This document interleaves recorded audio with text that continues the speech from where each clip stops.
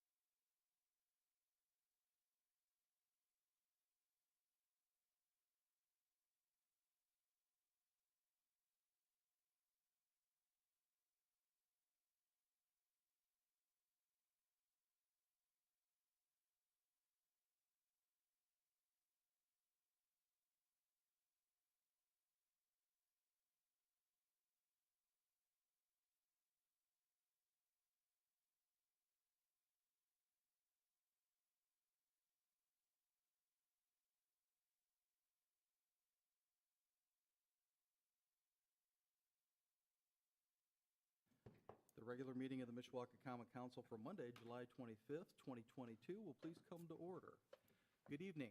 For those of you who are in attendance, if you would, please take a minute to check your cell phones to make sure that you have placed them on silent or vibrate. And for those of you participating remotely, good evening to you as well.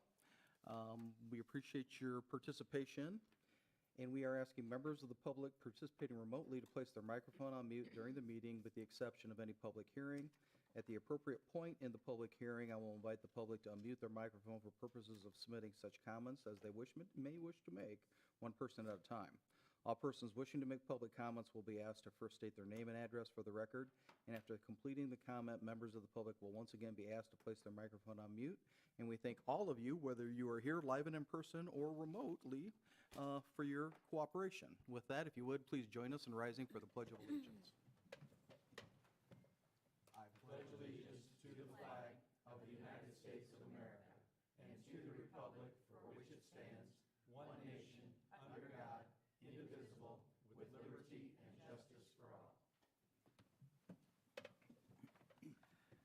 Madam Clerk, would you please call the roll?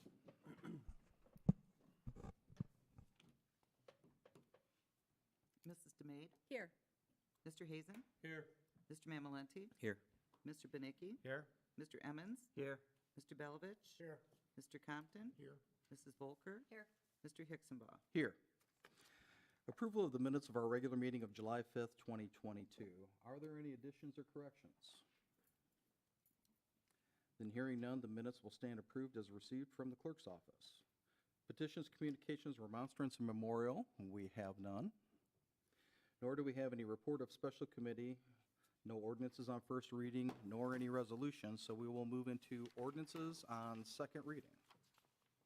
Proposed ordinance number 2022-14, an ordinance amending Chapter 137 of the Municipal Code of the City of Mishawaka, Indiana, is from time to time amended, commonly known as the Zoning Ordinance of 1966 of the City of Mishawaka, Indiana. This is to rezone from I-1 Light Industrial to R1 Single Family Residential, 1816 West 6th Street. Thank you. The record will reflect that the committee report was received at the July 5th council meeting. So with that, under the circumstances, let's go ahead and reopen the public hearing on proposed ordinance 2022-14. Anyone wishing to speak in favor, if you would, please come forward to the podium and state your name and address for the record.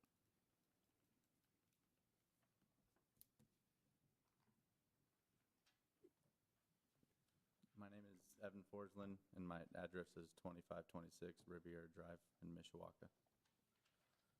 And I guess I don't have a whole lot to add. I know there's probably a few questions you guys have. We've talked about an agreement that I'd be willing to sign. And if you guys want to start with questions, then I'm open to work with any kind of items we talked about previously. So I'm just trying to make the process easy. All right. Thank you. Any questions for Mr. Forsland? Mrs. Volker. Hi, Mr. Forsland. It's nice to see you.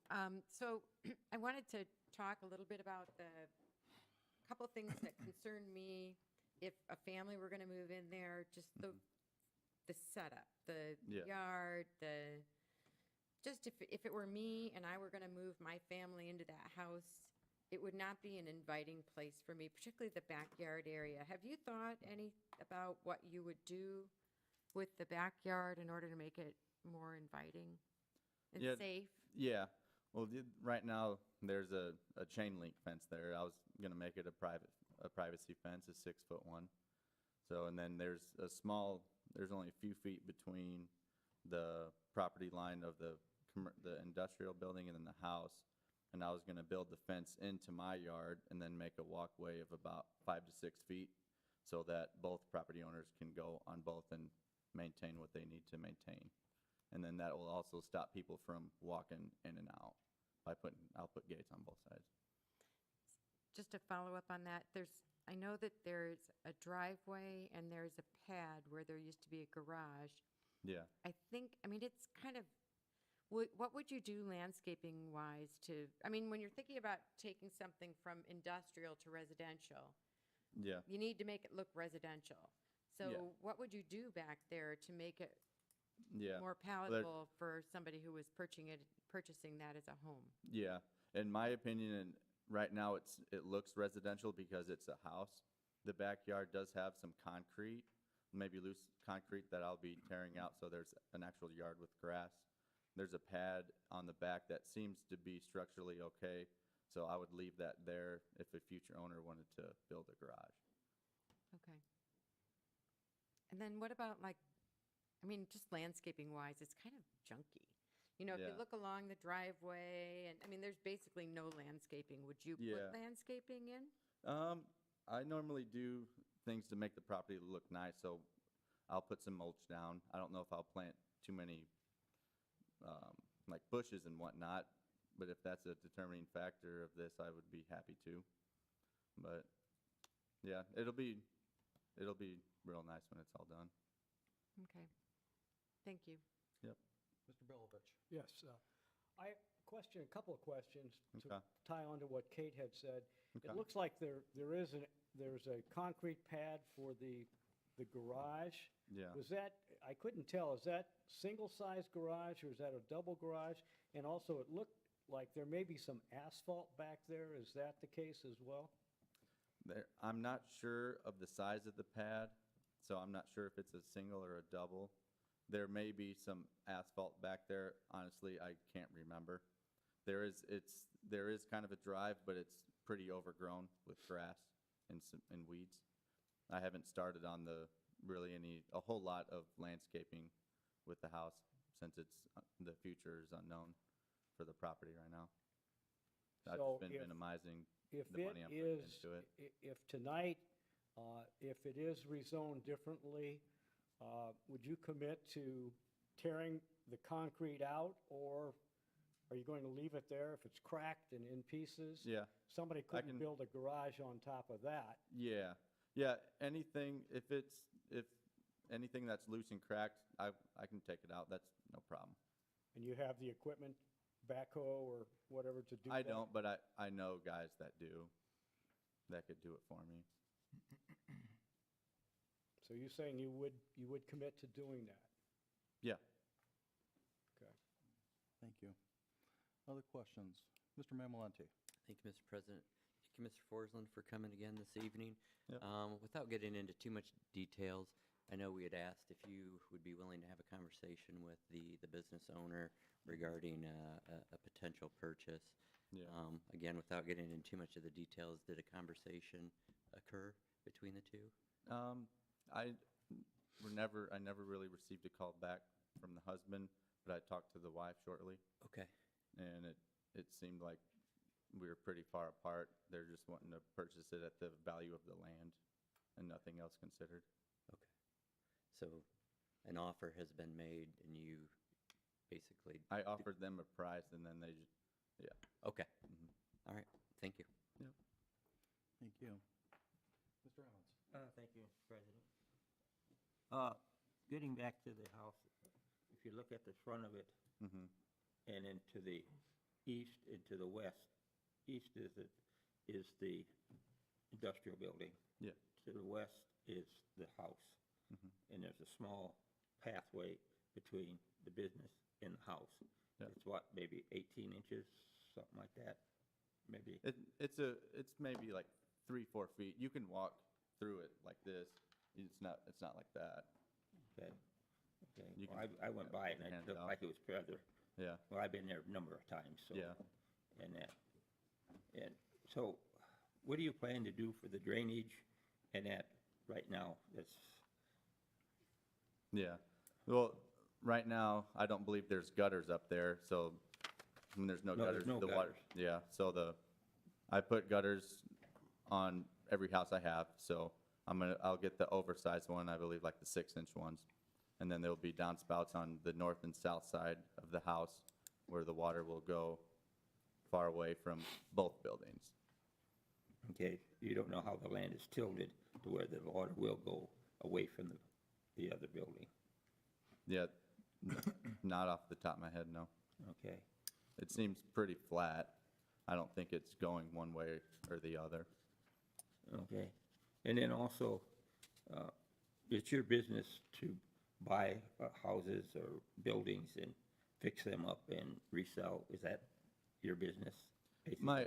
My main business is being a realtor, and I invest in properties on the side. I have a few guys that work for me full-time, and I have a handful of rental properties, and I do a handful of flips each year as well.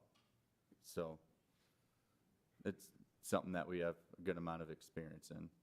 Okay, okay. And when you own a building, how long does it take you to flip Yeah. and get it back on the market? It just depends on how much work it needs. Some only take a few weeks, some take a few months. This one would maybe take 2 months.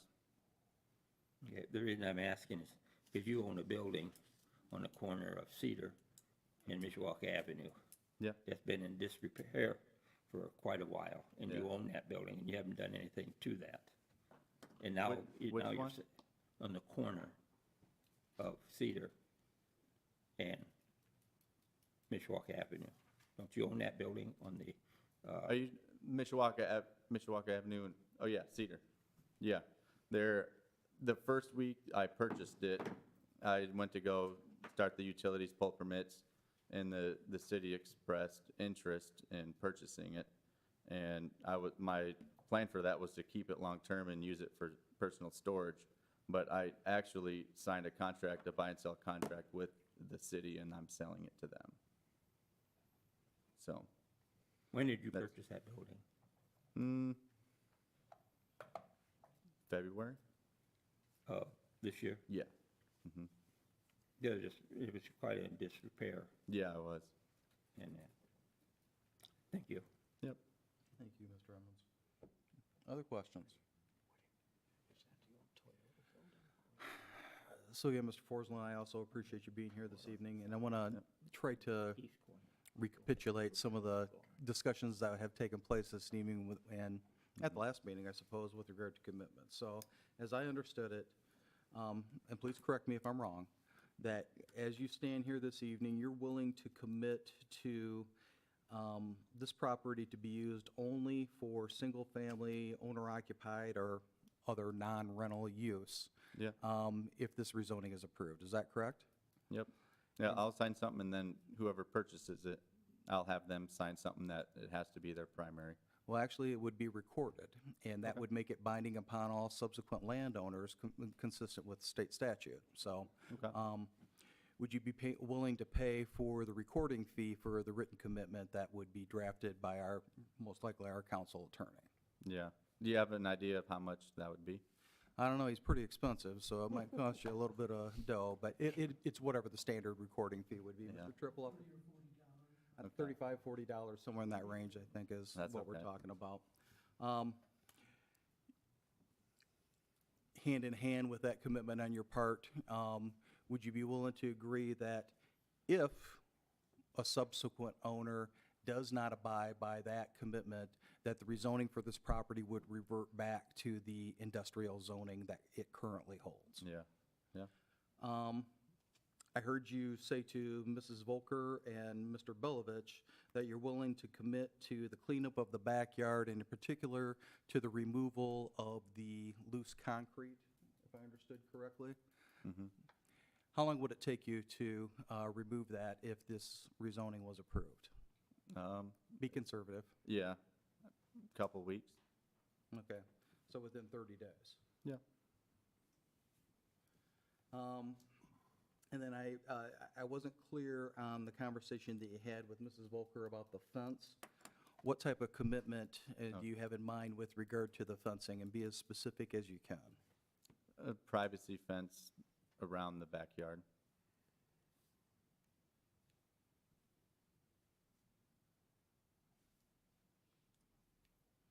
To where it doesn't block the neighbor's property. Okay, thank you.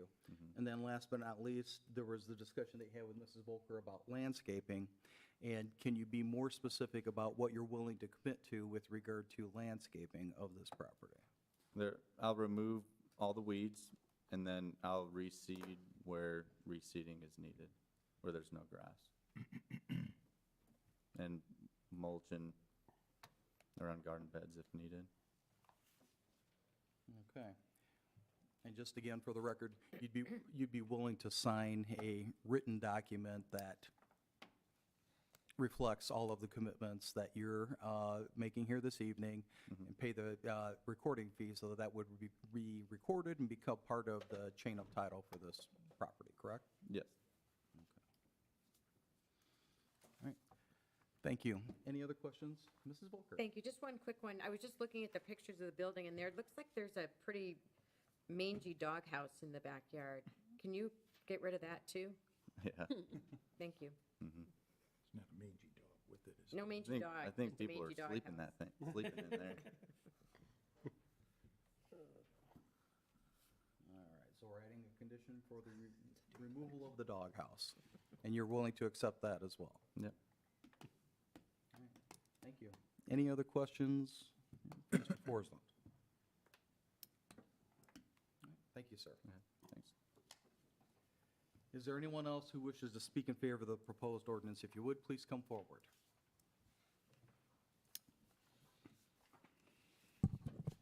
Hello, my name is Jim Miller. I live next door to the property, 1824. Thanks for looking at my pictures. That unfortunate set of events. I know Woody worked with Mr. Piper for many years to get the area cleaned up, and it's come a long way. So I appreciate that. We can sleep at night, and there's not cars parked everywhere, and it's not a big mess. And that property itself was part of that, and it's really unusual and a serious issue with that purchase, because that property has always been attached to that business forever. Built that way, and it's always been that way. They used it for rentals. They had people living in that home that home should never had anybody living in it. They had a barbed wire fence up with Dobermans in the back. It was bad. The fence has been installed on my property on that one side, Mr. Forsland mentioned. I can't reach a fence that I need to repair and paint because there's no room there to do that. So the other issues, that is the drainage. I think you've mentioned that. In that property, I'll see 3 feet. I'll see a foot of water laying in the back coming off that roof. There's a pipe that comes off, and that whole roof drains into that backyard, which when it was part of that business, that was their business. If somebody's residential living in there, and that's the dealing with that, that's another issue at this point, I would assume. So that it would have been the best scenario for it all to have been involved from the beginning to get this thing tore down, which would have been the best series of events, but obviously that didn't happen. As I read through the minutes and heard, okay, the backyard is pretty nice, and I'm like, they obviously haven't looked back there. Hear what it looks like for real. Today, the weeds, you've seen the pictures, those were taken 3 days ago. You know, you think about a property, you take care of, at least mow the grass and clean up the weeds. The only reason the weeds aren't overgrown in my property is I've been spraying weed control along that edge, and it just looks horrendous. They've mowed the yard once all year. The weeds are 4 feet deep, can't walk in the backyard. At this point, there's animals living in the basement, full of groundhogs. I don't know how many there are, but I see a lot of them back there. So that's what we're dealing with. And so I know there's been some agreement. I don't know what the answer is, other than it can't stay like it is, and it's been that way for a few months, you know? So at this point, not in keeping with Mishawaka City Code already. So that sitting next door and watching all that, very frustrating that that's the situation. So it's kind of where I'm at with it. I'm sorry I didn't make the last meeting. I was exposed to COVID that day. Had planned on being here, but I probably thought it was best that I didn't come. So that's all I really got, unless there's any questions. All right. Thank you, Mr. Miller, and thank you for your email and the photos. They were very helpful, and your comments were very fair and helpful as well. So thank you for that. Hey, Mrs. Volker. Thank you. Thank you, Mr. Miller. I appreciated the photos too, and I've been in the backyard, and I agree. there's a lot to be desired in that backyard to make it habitable, like something that a family would actually want to live in.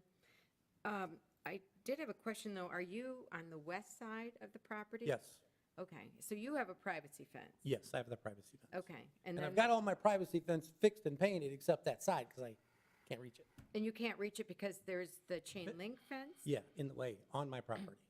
Okay, but Mr. Forsland has He's said that agreed he's that going to, going out, yes. excuse me, what? I think he said he was going to take that out. Right, so, and maybe you guys could work that out, whether you attach to his fence and you each take care of either side of it, or, I don't know, you guys would have to work all of that out. But I understand the frustration of not being able to access, but that's been like that for years. Yeah. So I am kind of interested in animals living in the basement, because I was in the basement and I didn't see any animals in the basement. So where are they going in and out? The window in the back, I seen him go through the window in the back, Okay, down into the basement. And that's, I mean, it's been sitting there in disrepair for a long time. right, yeah, okay. Okay, well, thank you so much for coming, though, and, taking the time, taking the pictures, and, obviously your property's next door, and you want what's next to you to be the best that it can be. Correct. Reflects on your house and your quality of life, and I appreciate you coming.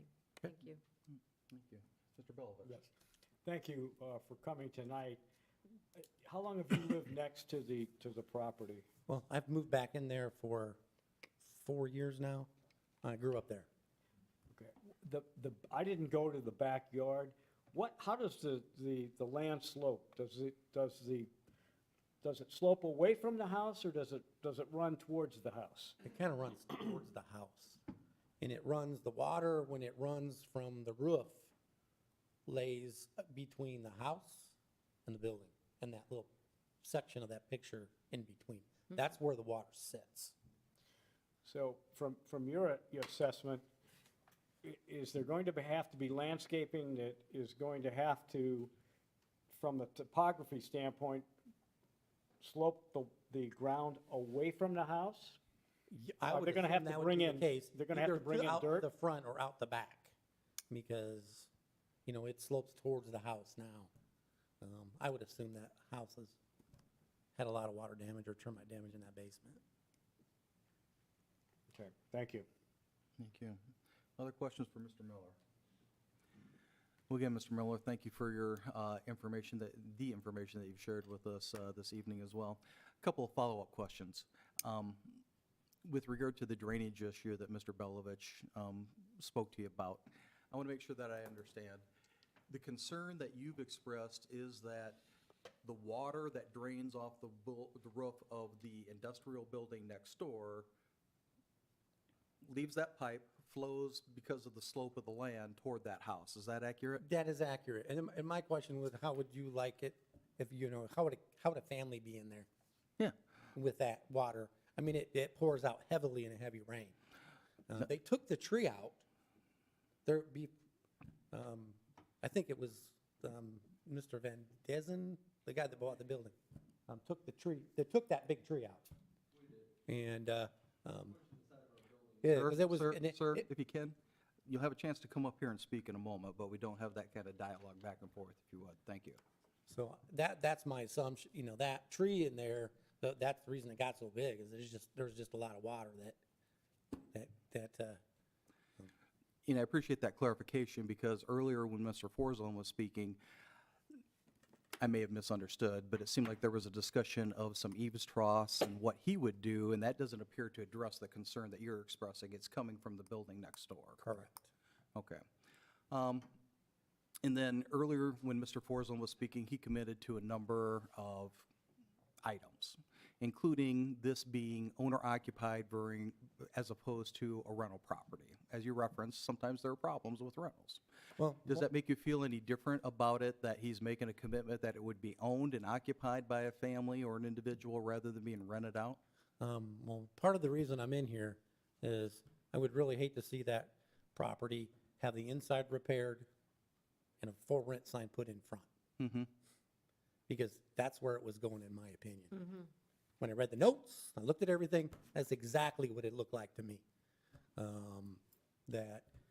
And prior to the purchase, the Pipers, through the whole thing, had somebody moving in exactly to do that.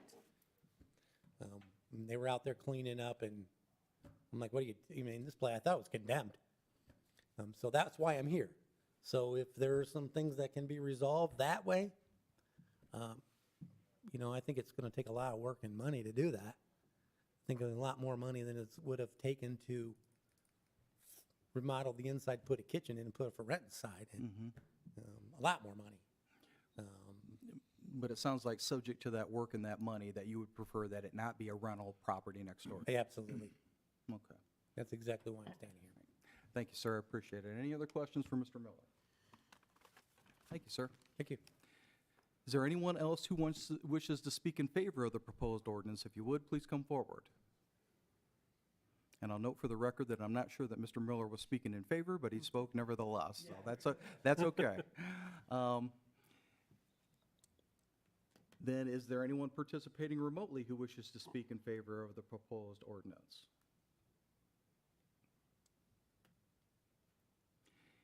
Is there anyone in physical attendance this evening who wishes to speak in opposition to the proposed ordinance? If so, please come forward to the podium and state your name and address.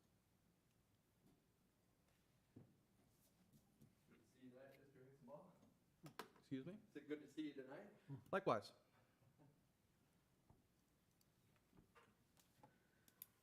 Jason Van de Zandy, 1802 West 6th Street. Do have a good question for the council, though, if I'm allowed to ask any questions. Go ahead. Hypothetically, you have a family, say 2-3 kids living in that house. God forbid everything goes 100% wrong in my business. Catches fire. The eaves are less than 1 foot to 1.5 foot from my building. It's kind of a bad situation in my opinion. I don't like it at all. I don't want to be the one that goes down for that. Unfortunately, it would be bad. Or God forbid I get a lower level family that moves in there that does something incredibly crazy. I lose multi-million-dollar business over a fire. How can we have a building that's a residence that close to an industrial building and not be concerned about this? It's a very large concern of mine. I do not want to be the one who's responsible for somebody dying. On top of that, the rain gutter in question is no longer active. We've moved it to the rear of the building. Okay. Yes, it's still sticking out of the side, and you can come look at it if you want to come look at the inside of the building. More power to you, because it ain't there. We did a lot of work on that building. I'm in it a lot. It's my life dream. Worked really hard to get to where I'm at. If we need to reroute drain water off the roof, we will find a way. We're not going to inconvenience the neighbors. Yes, we would like to purchase this property for reasonable value. No, we're not going to line Mr. Forslund's pockets, but we will purchase it for a reasonable price and remove the structure, which in turn would make a great buffer between us and the neighbors, which means we will have no more problems of fences being in the way or anything else for that matter. If you have any questions for me, ask. Thank you. Any questions? Mr. Compton? Yeah, Mr. Van de Zandy, thank you for coming down. Appreciate it. Appreciate what you've done with that building. It's been a problem, as you know, prior to you owning it, and very much appreciated. It's got a long way to go. It sounded like to me that this house was originally part of that parcel, so to speak. Since And I- when you purchased the building, you obviously didn't purchase the house along with it. I had a signed agreement between me and the seller for 30 grand. She tore it up at the closing, basically to screw over her ex-husband, The seller being the previous owner of the building? Jennifer Piper. Okay, thank you. I've also heard that for one councilman, the preference would be, I don't want to speak for the whole council. So for one councilman, the preference would be that you and Mr. Forsland come to an arrangement where you buy this property and the house is tore down and it's yours then.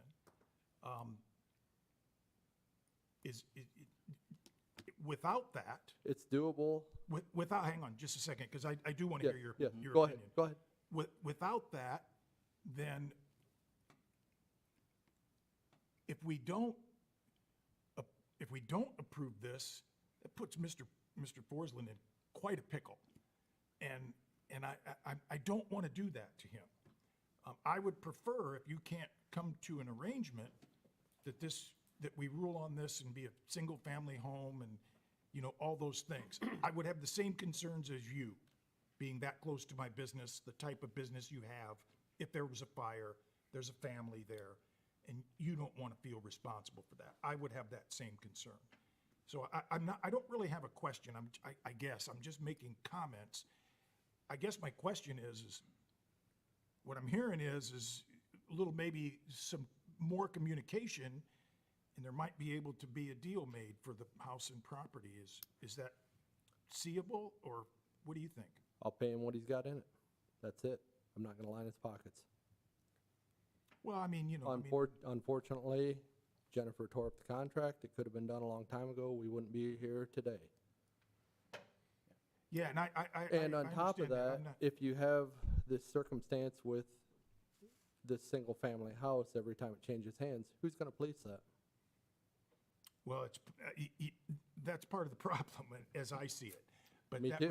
would be up to the city to manage that. And Ken Prince is And not that here to could be a speak on problem, this but one. that's, yeah, I understand that.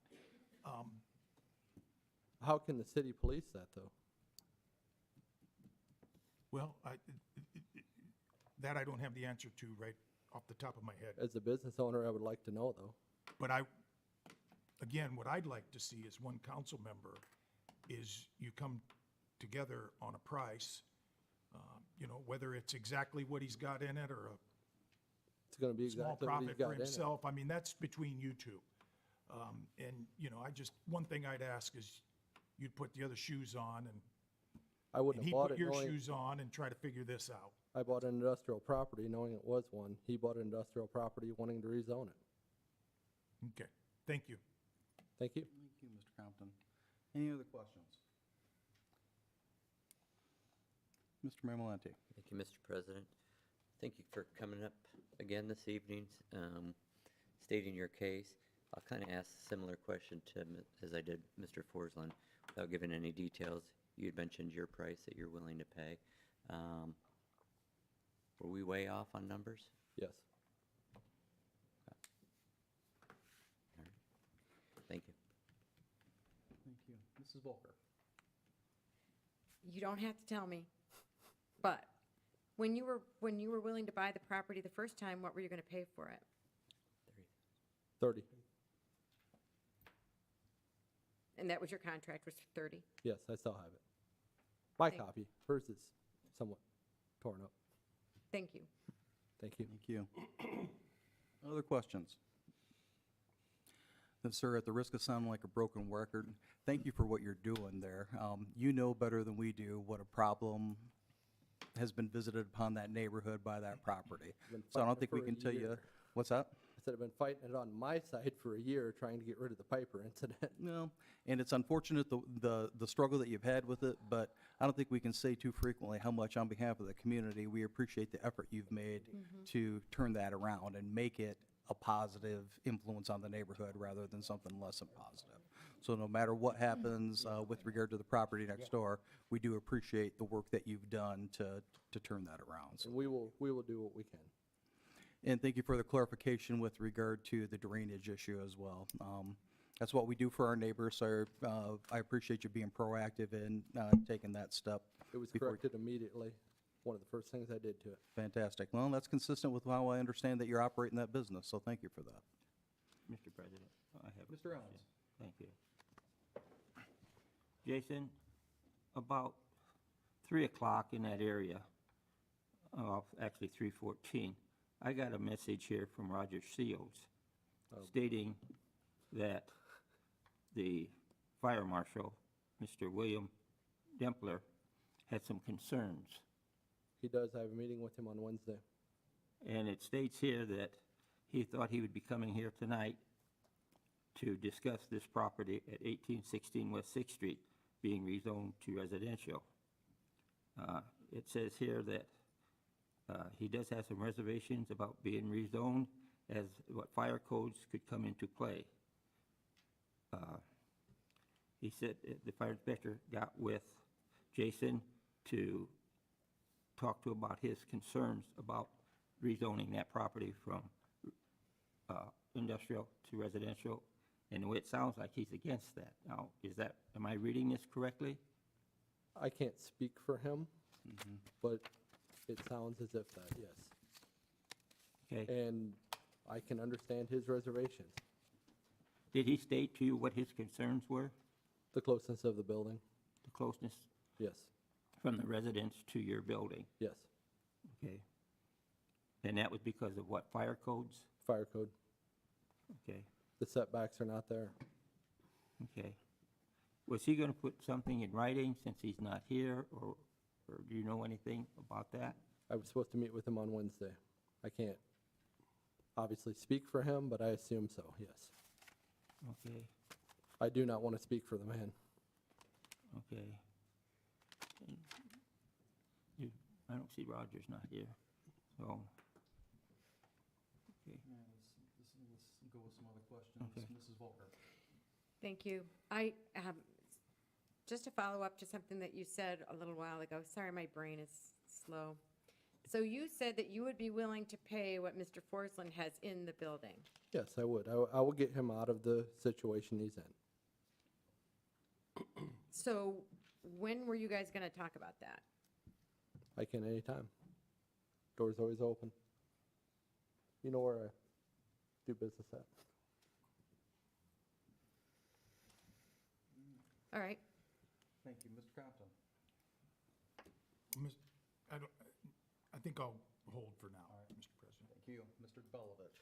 Yes, my question would be, if there's a potential issue and a liability that the city may be incurring here, we've held this in abeyance for a couple of weeks. I would recommend that maybe we get some guidance from our fire department, and then we would be better prepared to move forward one way or the other the next time we meet.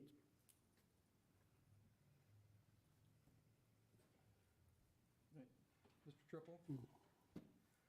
My recollection is that we still have some time under the law to postpone this, and that the 90-day clock would not have run with regard to the Plan Commission recommendation. Would you agree with that?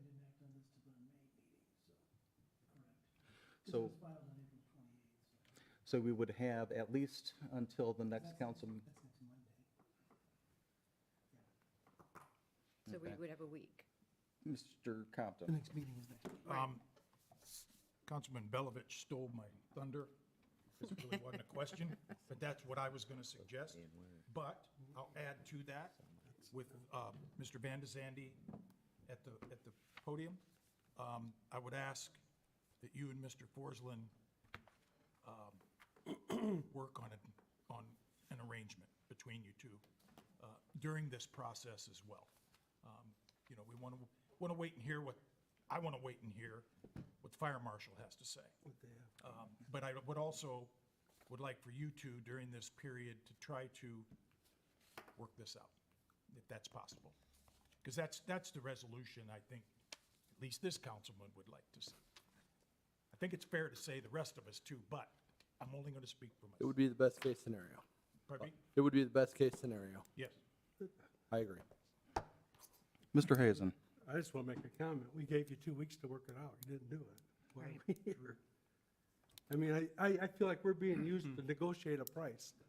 If you want it, you pay what. Which is 100%, You know, if you I'm don't not- want it, then you don't pay it, I'm not gonna lie in the man's pockets. right? Well, then So- we should move on. That's how I feel. Mrs. DeMaid? Thank you, Mr. President. What year was that house built? 1910. And what year was your building built? Which part of it? The part that abuts the house, that's next to the house? That portion of it was built later on. The next Later portion on, over was built around 1910, 12, somewhere in there. And they're both still standing? Yes. Thank you. Mr. Amos, did you have another point? Yes, I was kind of piggybacking on what Mr. Belovich and What Mr. year did Compton you say the house was built? was saying That's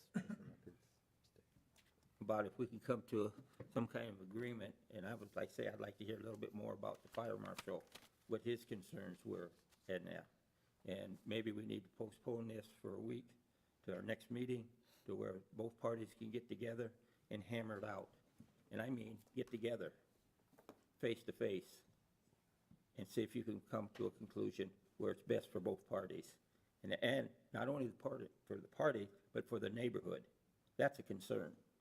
Not only for you and for you, but for the whole neighborhood, what's best. 100% correctly. So I'd like to see that, and I'd like to make a motion that we deter this meeting, or this resolution, or this proposed ordinance 2022-14 to the next meeting, which is next Monday. And like I say, I'd like for both of you to get together, so that when we come back at the next meeting, we can have a yay or nay. Good with me? Is there a second? Second. Any additional questions or comments? Sir, you can go ahead and sit down at this point, but thank you for your help. Thank you. And you'll notice that I took the coward's way out and did not try to pronounce your last name. I just. I'll try it once. Any additional questions or comments from the council? Mrs. Volker? Thank you. I think we had somebody who was waiting to speak. Could we? I was going to go there.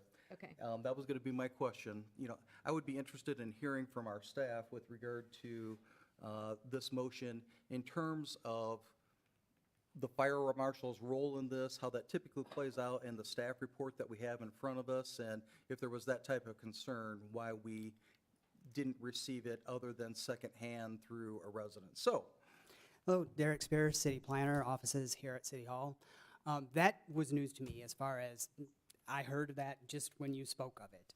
But I was going to get up and speak on the 90-day delay. So actually, this was approved, or it came to you with an unfavorable recommendation from the Plan Commission, and that vote wasn't until June 14th. So it came to you the next day on the 15th. So actually, today it's day 40. So there's actually another 50 days from now forward until. So there's several other opportunities should the council decide to table it. thank you for that clarification. As a follow-up question from my perspective, and this is with regard to Mr. Emmons' motion, is this type of matter routed through the fire department and the fire marshals before the staff report is compiled? It is. So it sounds like it's an open question in your mind why, if in fact there's a concern, we're just hearing about it at this point. Correct. All right, thank you. Any additional questions for Mr. Spear with regard to the motion? Thank you, sir. I have a question, just for clarification. Mr. Emmons? Since I made the motion that we table this proposed ordinance to next week, you're saying we have longer? Yes, yes. You've got, we're only about, we're at day 40 right now. Okay. And there's 50 days. Okay. So if you don't act on it within. Yeah, what I'm just saying. Or no, 90, you got 90 days. Yeah, it's another 50 days. What I'm asking is, and this is for the council also, that to both parties, is 1 week enough, or should it be postponed until our follow-up meeting? In my opinion, this matter, I'll go back to what Mr. Hazen said. This matter has lingered in front of us long enough. And if these folks aren't going to come to a deal within a week, there is not a deal that's going to be struck. My suggestion would be to anybody who wants to talk price, while two people are in the room right now simultaneously, the best time to discuss it is immediately after this meeting, or as soon as we're done with this, step out in the hall and have a conversation, try to work it out. From my perspective, I'm most compelled by the reference to the fire marshal concern, and out of an abundance of caution, I'd like to hear about that. Otherwise, I would not be in favor of this motion. But I also think the issue that was raised by staff is an appropriate one. Why is it that if there is that type of concern, we're not just now hearing it as opposed to reading it in the staff report that we've had for these many months that the Plan Commission had when it acted upon it? So we've got a systematic issue, we have a public health and safety issue potentially. So I'd like to hear not third hand from a text, and this is no criticism of Mr. Emmons, I appreciate the information, but if the fire marshal has a concern, I want to hear from the fire marshal, not hearsay. So, again, I'm in favor of postponing this one more time for 1 week. And if we didn't have a council meeting next Monday, I probably wouldn't be in favor of postponing it. So if anybody's going to work out a deal, I would strongly encourage you to try to do that as soon as possible. But I'm also sensitive to Mr. Hazen's other point. It is not our role to try to exercise leverage over people in these type of private disputes to try to have one person gain an advantage over another by using our process. And I'm becoming concerned that surreptitiously, that's what's going on here. So if there's something that's going to be worked out, it needs to be worked out. If it's not, then we'll have to make a decision based upon the merits. But 3 reasonable people, including the other involved, ought to be able to sit down and be able to talk it through. If you can come to an agreement, great. If you can't, fantastic. But this needs to be finalized in fairly short order in my mind. So I'm willing to support it, but only for this one more 1 week delay, subject to hearing some additional information from the fire marshal at our next council. So, any additional questions or comments with regard to Mr. Emmons' motion? Quick question, is that motion to postpone until next week? Mr. Emmons' a motion has been made and seconded to postpone the public hearing on proposed ordinance 2022-14 until our next regularly scheduled council meeting, which occurs on Monday, August 1st. Thank you. Thank you for the clarification. Any additional questions or comments? Hearing none. All those in favor signify by saying aye. Aye. Opposed? Motion passes unanimously. This matter will be heard on Monday, August 1st, 2022, here in the council chambers at 7 p.m. Thank you, folks. And with that, we will move into privilege of the floor. At this time, members of the public are invited to the podium to speak with respect to non-agenda items only under privilege of the floor.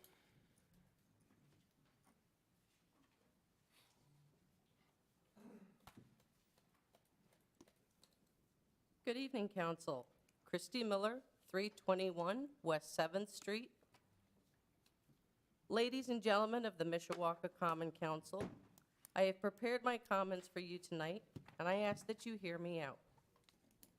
Mr. Hazen, during the council meeting on July 5th, you specifically said that if you feel unsafe, it's our responsibility and the chief's responsibility to make people feel safe, and that it didn't matter how you as council members felt.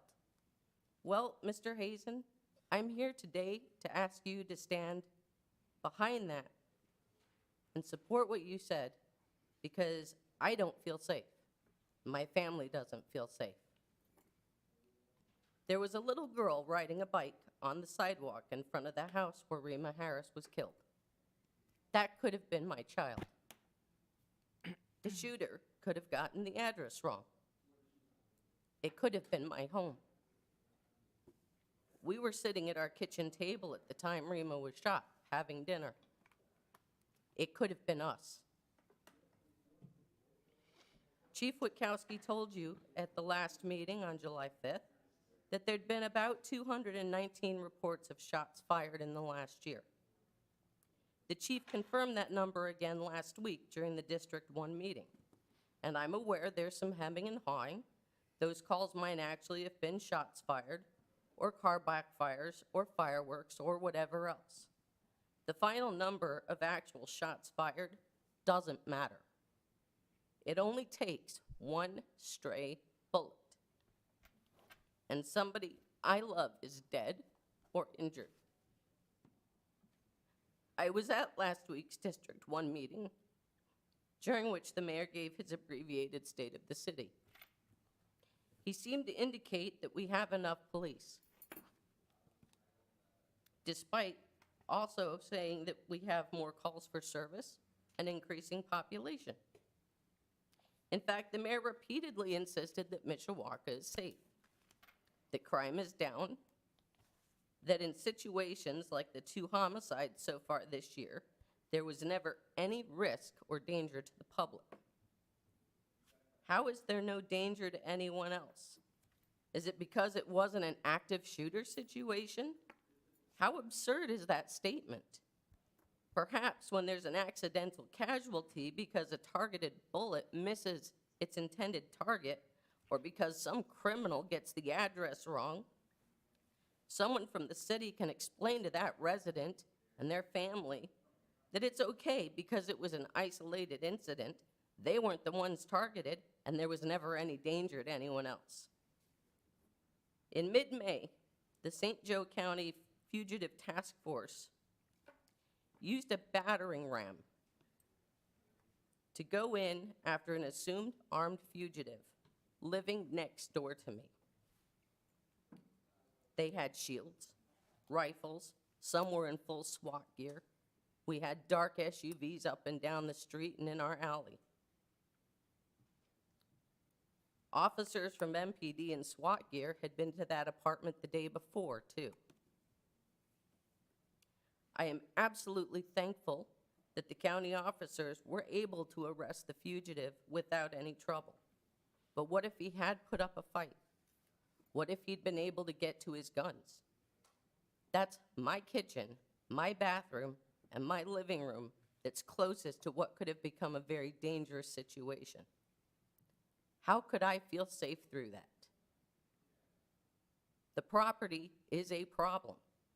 It's missing siding, it's missing downspouts, the bricks around it are crumbling.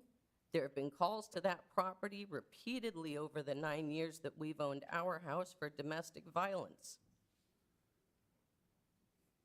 But since the new owner took possession last summer, we now have fugitives and potential drug dealers 6 feet from the walls of our house, instead of the young couples who were just never taught how to walk away from an argument. There are obvious homeless people and likely prostitutes in our alley and walking our street. There's properties on our block where cars will pull up, stay in idle, be there for a minute or two, and then take off. And it happens repeatedly and nearly daily. There's 2 abandoned properties on our block just waiting for squatters. I don't feel safe in my home. I don't feel safe walking my dog. I don't feel safe letting my teenager out in the yard by himself. I don't feel safe in my home, in my yard, or in my neighborhood anywhere. Almost a year ago, I stood before you, just like I am today, and expressed my frustration with the entire city for the increasing crime and disorder in the West End. Following that particular meeting,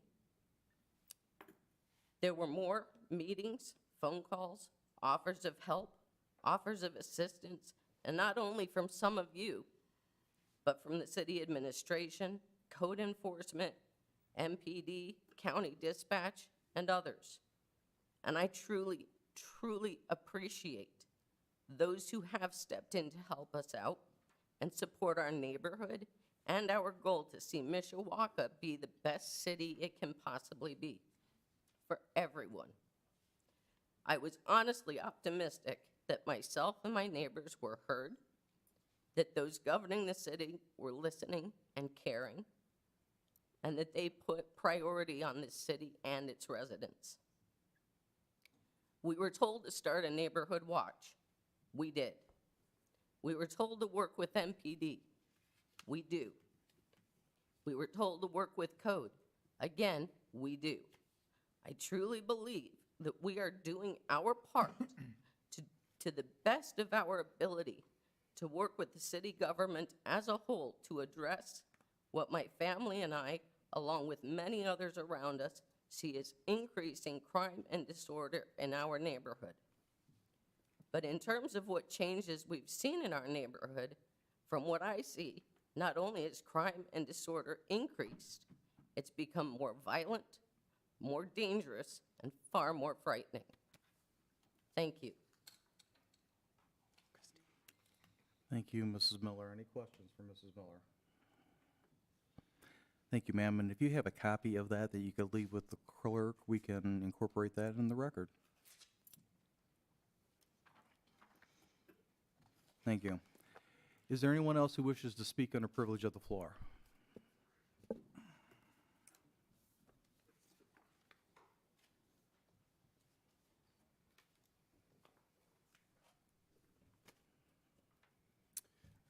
Good evening, ladies and gentlemen of the City Council, Mr. Mayor, the citizens of Mishawaka, both present and virtual. My name is Richard Freeman. I'm the president of the Mishawaka Fraternal Order of Police, Lodge 91, 200 North Church Street. Before I begin, I just want to point out that I'm here to make points of clarification and some context and data in rebuttal to some of the claims that Mayor Wood has made published in the Communicator, the South Bend Tribune, some of the things that were said at the Fallen Officers Memorial, the State of the City, and most recently, the West End Neighborhood Watch meeting. For time's sake, I'm only going to speak about 2 or 3 different issues. First of all, the first topic I'd like to discuss is the manpower. Mayor Wood has made several claims in the above-listed platforms that we are fully staffed. The mayor has also stated many times that he'd like to hire 3 additional officers and increase the shift strength from 10 to 11. The mayor has also said on more than one occasion that he would be that it would be up to the FOP, but has most recently said that I could, quote, I could hire 50 officers today, but that doesn't mean that they're going to be in your neighborhoods. And then proceeded to say that it was, quote, because we have a collective bargaining agreement with the FOP, implying that the FOP is somehow prohibiting this. Mr. President, I'm going to ask you to answer a couple questions. I'm not baiting you or pigeon-toning you into a thing. It's just more, some of this information is rhetorical, but as for clarification to some of the general public. For example, the mayor had made mention in some of these speeches that there is a state statute governing TIF that states that these funds can't be used for hiring people or giving that funds for raise. Is that correct? That is correct. I agree with that. And I'm going to give you a little bit of latitude here, but it is not the norm that somebody steps up there and interrogates us. So if you want to treat these as a series of rhetorical questions, we'll choose where we want to respond. I answered one, Yeah. but I'm drawing the line there. That's fine. All right, then I'll answer them myself. So along with that state statute, there's also a state statute that governs the collective bargaining agreement and how that takes place. It's IC Code 3693-21, and it states that the authority shall deal with and enter into written contracts with its employees through accredited representatives of those employers or representatives of any labor organization authorized to act for those employees concerning wages, salaries, hours, working conditions, and pensions or retirements and provisions. If you'll yield for a point of clarification, Mr. President, that is an accurate recitation of the state law. That's actually the meet and confer statute that's on the books. We bargain collectively in Mishawaka by virtue of a local ordinances that was passed. 1666? 1666, that we are exempt from that meet and confer statute by virtue of the local decision that was made to collectively bargain. Okay. To your knowledge, has that process started yet? The negotiation process for this year, for wages or contracts? The answer is no. So just to clarify that there is city ordinance that governs this negotiation process between the FOP and the members of the city council, but yet we are continuously blamed in public forums for something that hasn't even taken place yet. If the negotiations were to start, I guess I'll just answer this hypothetical. Is manpower a function of the FOP? And I'm going to answer no, because several times we've asked that and been told that it's not an FOP function, it's an administrative function.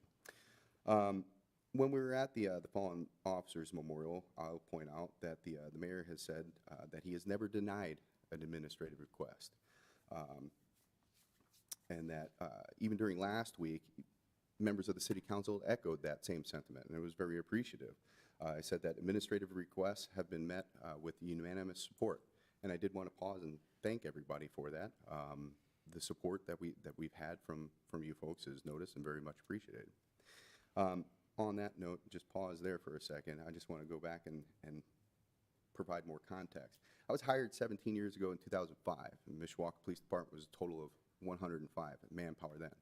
We are currently budgeted for 108, and sometime in 2012, forgive me for the year, we hired 3 additional officers on a COPS grant that were dedicated to school resource officers. They weren't allocated towards the road. In those 17 years, I've seen this city expand beyond recognition from then until now.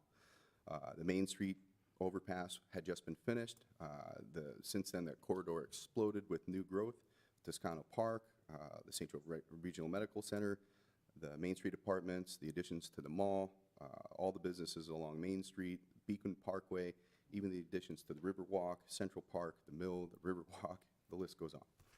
So with the expansion of the city coupled with the manpower being an administrative function and the mayor along with the city council supporting and never denying an administrative request, it's reasonable, a reasonable person would then conclude that the administration has never asked for additional manpower, because if manpower was asked for, then we would have it. But financially, I think it's been decided that it's cheaper to pay the overtime than it is to hire additional officers. However, those of you who we have negotiated with in the past are aware that we have always gone in and asked for at least 2 things. There's always been a surplus in the personnel line because we've never been fully staffed, at least for as long as I've been here. There's always been a surplus in the personnel line. We've asked to be given back in the form of a raise, and we've been told that that goes back to the general fund. Secondly, we always ask for additional officers. When Mayor Wood said that, quote, I could hire 50 officers today, but that doesn't mean that they're going to be in their neighborhoods, and then proceeded to blame the FOP, he turned and asked, does anyone know why? At which time Officer Faltinsky at this meeting said, quote, it's because it cuts into vacation time. I've got a few issues with this. First of all, I have nothing bad to say about Officer Faltinsky. He's a great officer, does his job. He's an outstanding officer, in my opinion, and probably a little overworked. However, Bruce Faltinsky has no authority to speak on behalf of the FOP, and I'm a little disappointed that the mayor and my entire command staff were there, standing there, and placed him in a position to feel obligated to answer this. Although it might be taken out of context, Faltinsky is only partially correct. Since the birth of the circuit breaker, the raises that we've received have been extremely small, with the exception of last year. Mayor Wood is doing the same thing now in terms of manpower proposals as he did then in the years of the small wage increases, and that at that time he used this position to virtual signal his wishes by posting a 1% raise in the newspaper prior to any negotiations even starting. In lieu of these raises, it should be noted that the FOP was able to negotiate provisions in which we've accumulated compensation time, or compensation in the form of time, rather than money. This included the ability to break up solid weeks of vacation time into individual days. Given the fact that we work a rotation, this has made more sense to add a few days to our already 3-day off rotation rather than take a week that would already encompass days that we already had off, depending on how your rotation fell. The only part of this equation that the FOP has in hand is determining the minimum shift strength. The reason for this is to protect members from being overworked and allow members to take time off in which they earned from working overtime. So why would the FOP agree to mandate that more officers work from an already depleted pool of available officers? This would contradict the benefits of time off that were negotiated in lieu of money, and therefore wouldn't be much of a benefit if we couldn't use it. Why also would the FOP consider this when this has been a failure on the administration for the last 2 decades to address? Speaking of time off, administrators like to take advantage of time off as well. Just the other week on July 9th, day shift, we have 1 captain, 2 lieutenants, 4 sergeants assigned to the shift, all of which happened to be off, whether they were already scheduled off or took duly earned time to take that day off. There's no fault to their own. They could take this. This left the most senior patrolman first class in charge of the shift. However, no one that was working at the time knew how to work the scheduling software, so me being a former supervisor had to go through the overtime process and ultimately order myself to the succeeding shift due to lack of manpower. Regardless of the semantics of manpower and arguing whether or not we're at 108, 103, 97, the real question is, what is the definition of fully staffed? Is fully staffed just meeting a number that we are budgeted for, or should this be a number of officers that we should have in order to be able to perform our basic duties? Being that this issue has been neglected for 2 decades, I think it should be reevaluated at length. What is the result of not hiring officers at the rate of our growth of the city, and how does that affect crime? The worst crime that I could think of generally would be murder or homicide. I know that we don't work in hypotheticals, so I'll point to actual occurrences. I've mentioned the increase or the additions to the mall, Toscano Park, the Riverwalk, the Central Park, et cetera. Recently, within the last 2 years, we've had homicides in Toscano Park during a mass shooting. We had 2 homicides in the same week at the mall. We had a homicide at Central Park. These should speak volumes. Instead, in the communicator, Mayor Wood has mentioned that Mishawaka is a gathering place, and that the victims, both the victims and the suspects in these instances, were not from Mishawaka, implying somehow as if they shouldn't count. Fully staffed should mean that we have enough officers to not only perform our basic duties, but allow us to be proactive. Mayor Wood continues to use this word proactive in the context and described the recent call about the missing elderly woman and said that we were proactive while using teamwork from multiple agencies and had collaborated with a multitude of resources. While this was amazing to see, and all the officers did a fantastic job, this is not proactive. This is reacting to a call for service. The fire department, for example, is also amazing, but yet reactive in nature. They don't drive around patrolling in order to prevent fires from taking place. I know nothing about the duties of a fire, but it is interesting to note that as a reactive entity, there are more firefighters than there are police. Yet the mayor is asking for twice the amount of additional firefighters as he is police officers. It is also to point out that during a 2-hour neighborhood watch meeting, he talked for 1 hour and 45 minutes in relation to police issues. Police should be proactive and act on observed criminal behavior with self-initiated calls. The most common application for this is conducted by traffic stops.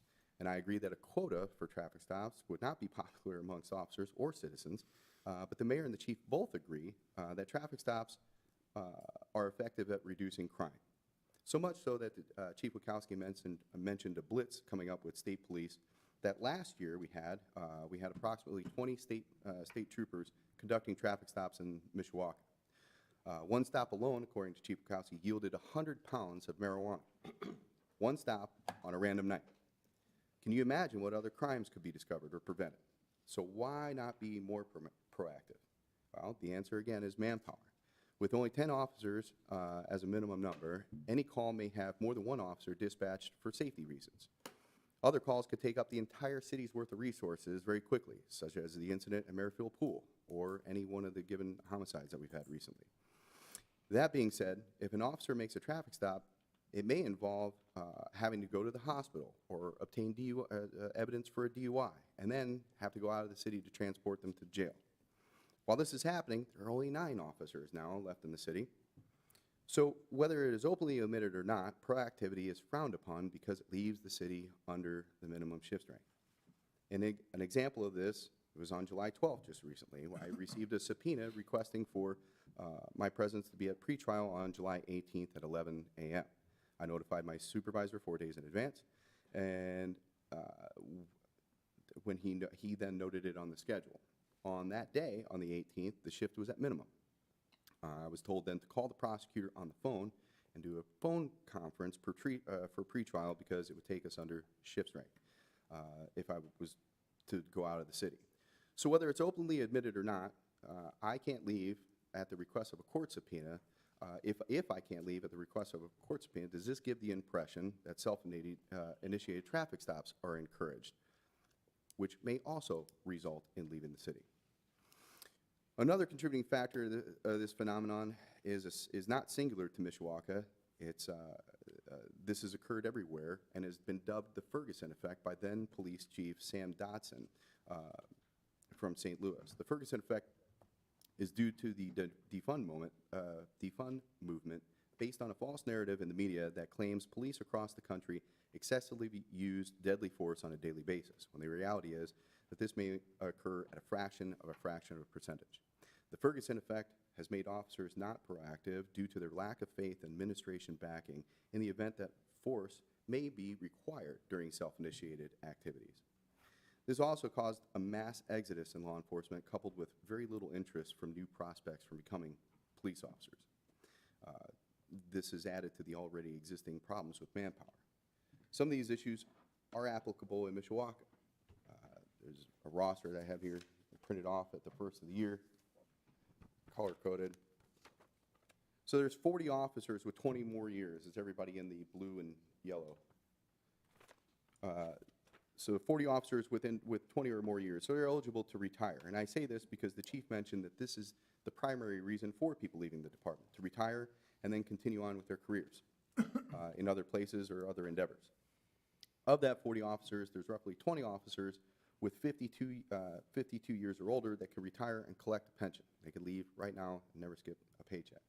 12 of these officers have already left. Only 7 officers have shown up at our last tryout, with the previous 2 of only having about an average of 10.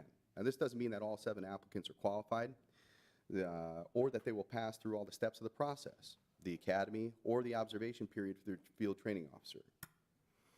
Although Mayor Wood has been referred to Mishawaka as the rose between 2 thorns, it doesn't help recruiting when the surrounding agencies make more on their pension base than, and have off-duty access to their vehicles. In fact, in 2015, while Mishawaka has consistently fluctuated between the 18th and 19th in population per the state, we have gone from the 35th highest paid out of 120 agencies to now 56 in 2021, with more than 20 agencies passing us in pay, including Walkerton and Warsaw. Just like Mayor Wood has misplaced blame on the FOP for manpower, he has also inaccurately publicized the fact that we have an emergency response team, or an ERT, or sometimes referred to as a rapid response team. I've had several conversations with Mayor Wood, both over the phone as well as in person, with members of the administration, and advised the mayor that we currently have no existing language in our contract to govern the ERT. This, however, is also not at the fault of the FOP. After the protests in 2020, the mayor did in fact allocate funding to purchase equipment, uniforms, less than lethal weapons, as well as provided training for instructors to be certified on these weapon systems. The FOP, along with the proposed leadership of this ERT, drafted language that was in compliance with the existing contract, as well as provided areas in which the use of ERT could be expanded to be utilized for scene security, hospital watch, and other areas in which rapid deployment of additional manpower may be required. This memorandum of understanding was then presented and voted on by the body of the lodge and passed in favor of the ERT. It was then presented to the administration in March, and I haven't heard anything since then. It should be noted that the ERT team has not conducted any training for over a year. Lastly, the mayor and the chief both commented on the use of social media, namely Facebook. When going into the neighborhood watch meetings and listening to the public's concern, as you just heard, is evident that in 2022, social media is where information is gathered. Belittling these groups for communicating in this way, I feel, not only communicating this way, while not taking advantage of getting out in front of rapidly evolving events, I personally feel that this not only damages the cooperation and communication we have with the community, it contradicts the ideology behind community policing in general. There were a few references that were made to the social media posts that I had made on these very topics. I don't have a pulpit to speak from, so after 1 or 2 times of making statements that I knew were not to be completely accurate, I made several attempts to have meetings in order to correct some of these issues. After providing the information to support the FOP's position, Mayor would continue to make statements that were inaccurate and proceeded to blame the FOP. In response to these, I tried to address these issues on social media since the traditional methods had no result. In closing, I would like to reiterate that I'm not here to complain. I'm also not here as a police officer. I'm here because there has been continuously made inaccurate statements about contractual issues publicly and blame the FOP for these issues outside the scope of our purview. I'm not here, I am here, and I have made numerous attempts to discuss these issues in the proper setting with zero cooperation from my administration and the mayor. I'm here as the president of the FOP to ultimately defend the FOP from these claims publicly. There are several other issues I would like to address, but if this is the preferred method of discussion, then so be it. I could be here not next Monday, but the Monday after, if that is the case. Or we could set a date for contract and wage negotiations to discuss these remaining issues in the setting and the manner in which the statute and ordinance outlines. Keeping in mind that clearly, one thing is clearly consistent in the terms of countrywide issue concerning manpower. As the mayor compared the city to a rose, I would also compare the police department to bees. As a rose, just like other flowers without bees, would wither and die. You could say you want 50 bees, but when everyone else's garden looks better than yours, only 7 bees show up. You're going to have to invest in making your garden look a little more attractive. Since it seems that both the mayor and the administration are now on board with hiring more manpower, I look forward to this discussion. Thank you for your time.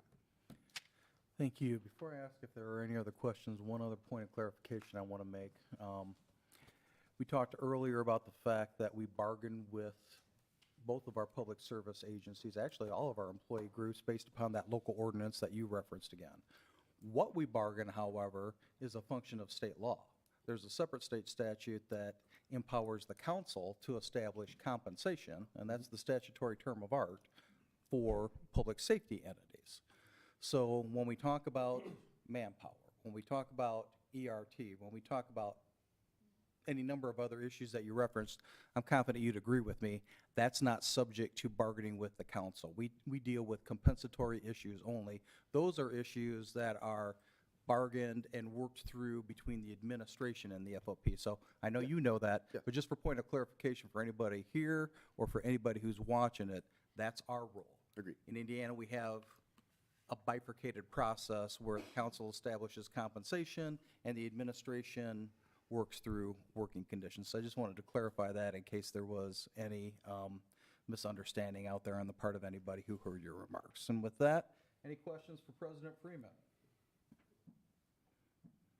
If you do come back, I'm going to ask you to edit it and make it a little bit tighter the next time you come before us. I've been but- sitting and listening and taking notes, and so. I can see that. Yeah, so there's several issues, hopefully that we can discuss it in the proper setting and wouldn't have to waste anybody's time here. All right. May we have a copy of that? Yes, Yep. If you this one's full of handwritten notes, I can email a clean copy. If you want to put that together and email it to the clerk, she'll make sure that we have it. But thank you. Thank you, appreciate it. And Thank you. also, if I could, you made one reference about not coming next week, but the following Monday. No, it is next. We actually do have it next Monday. It is next Monday. It is next Is our Monday. next Monday. Yeah, no, I'm gonna be out of town. I don't care what you guys are doing. So, yeah, you're welcome to come that following Monday, but we won't be here, so. All right, so it's 2 Mondays. All right. Thank you. Is there anyone else who wishes to speak under privilege of the floor? Mr. Mayor.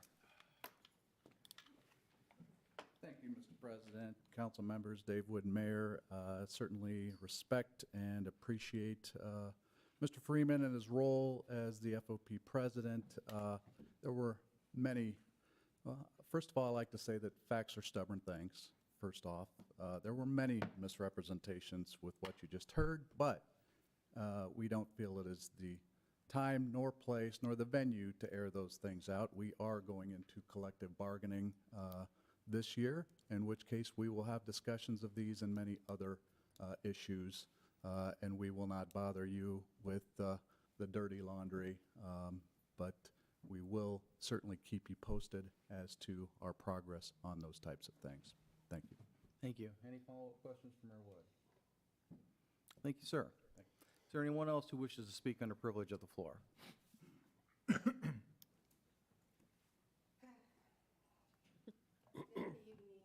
I'm not very good at this. I've only been here once before to ask for help. So That's my okay. name is Rayette Quick, and I live at 2512 River Avenue. It's about 4 blocks from the Martins on the river there. The last time I came, you okayed my thing for my pit bull.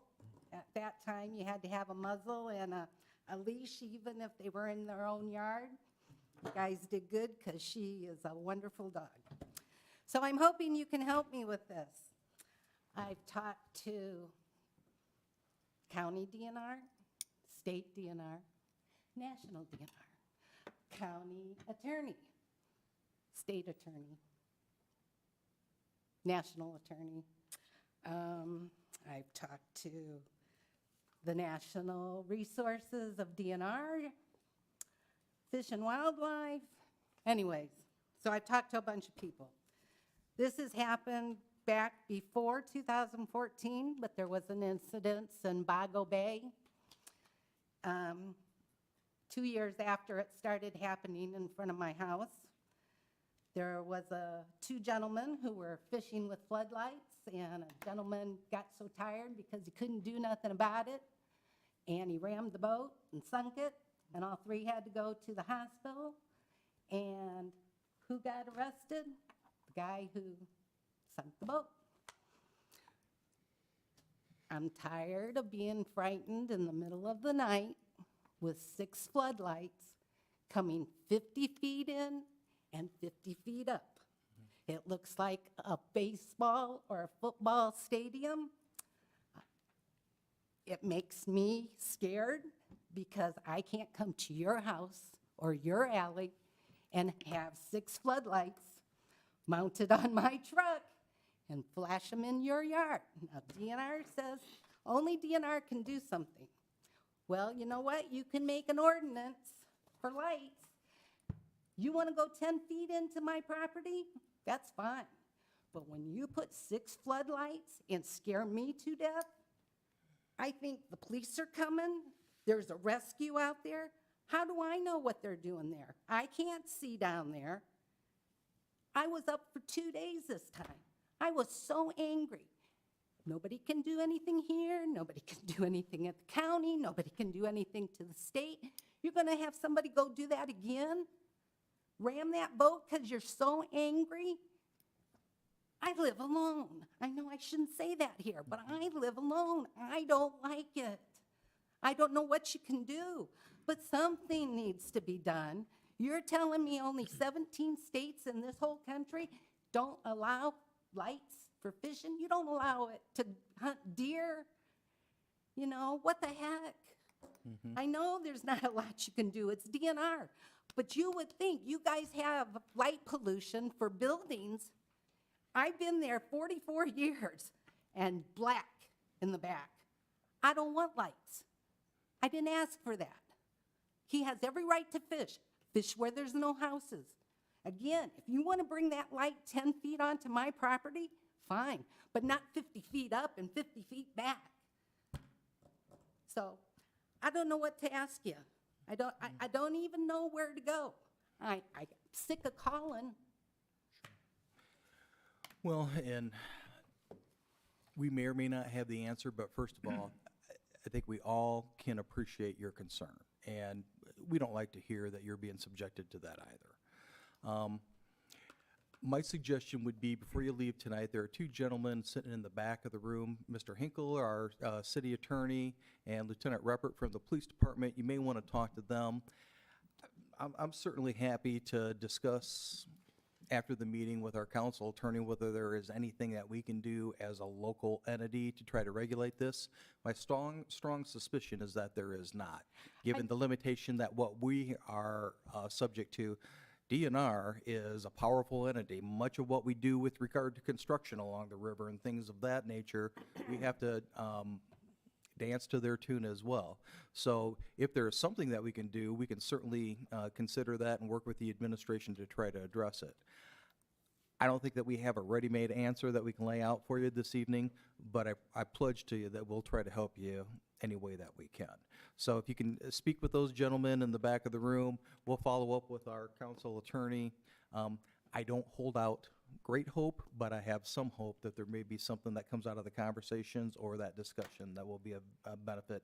But please continue to let us know, and we'll do what we can to try to help you, ma'am. I appreciate that. I do have to say, though, that the state attorney had the nerve to tell me to file a nuisance thing with an attorney, which there cost me, and a nuisance, you're talking a minimum, and then are they going to come back because now they're mad at me and they're going to do it more? Oh, yay. Understood. You know, so thank you for listening. I appreciate it. Anything you can do. Thank you for sharing, ma'am. There's a follow-up question from Mr. Compton. Yes, Ms. Quigg, is it? yes. Yeah, thank you. I didn't pick this up. Maybe you said this. Are these people fishing from the bank? Oh, no, They're on boats. they're in the river. I yes. assumed that they were on boats. Yes, And, yes, because you can't get to my back without being in the river, understand. you know. Thank you. That was my question. Yeah. Thank you. And And it is DNR, but the only sad thing is there's only 2 DNR for all of St. Joe County. So they are trying to help too, but, you know. Hold on, ma'am. Mrs. Volker has a question. Just one quickie. You can't see who they are. I Oh, mean, heck no. Is this the same boat? Who knows? All Okay. I'm saying is, these guys had been doing it since before 14. And it doesn't happen all the time, but it happens sometime during the summer, all the time. And 3 and 4 times, you know, they go up, they go back, they go up, they go back. Thank you. Okay. Thank you, ma'am. Is there anyone else wishing to speak under privilege of the floor? Then is there anyone participating remotely who wishes to speak under privilege of the floor? Thank you. This evening, we have no unfinished business of which I'm aware, so we'll move into new business. Is there any new business to come before the council, Mrs. DeMaid? Thank you, Mr. President. I'd like to remind everyone that there will be no West End Neighborhood Watch meeting this month, which is usually held on the second Tuesday of the month. We will, however, be there at the National Night Out Tuesday, August 2nd, at the Merrifield Park. This year, the Mishawaka Police Department will be combining National Night Out with the annual Chill with the Cop. So it'll be a great evening for the whole family. Things get started at 5 and they go until 8 p.m. Thank you. Any other new business to come before the council? Mr. Mamalente. Thank you, Mr. President. I, too, would like to announce that we will not have a 3rd District Twin Branch Neighborhood Watch meeting on our scheduled date of August 17th. We will have a small gathering at Twin Branch Pavilion on August 12th. Also participating in the, August 2nd, participating in the National Night Out. So anybody that cannot attend at the Merrifield are more than welcome to attend Neighborhood Watch National Night Out on August 12th or 2nd at Twin Branch. Thank you. Thank you. Mr. Emmons. Thank you, Mr. President. The First District West End Neighborhood Meeting will be on the 18th of August, and the gracious of our Mayor Wood is going to give a tour of the City Hall, the new City Hall, and that'll be at 7 o'clock. So everybody is welcome, and we will have donuts there. We don't know where we'll place them, but we'll have them there and that. So again, that's, Don't get any on my new carpet. pardon? Don't be getting anything on my new carpet. On the clerk's desk. So that'll be the 18th of August, and it'll be at City Hall, and the tour will be led by our mayor. So, thank you. Thank you, Mr. Emmons. Other new business to come before the council? And hearing none, a motion to adjourn would be in order. So moved. We are adjourned. Thank you, folks.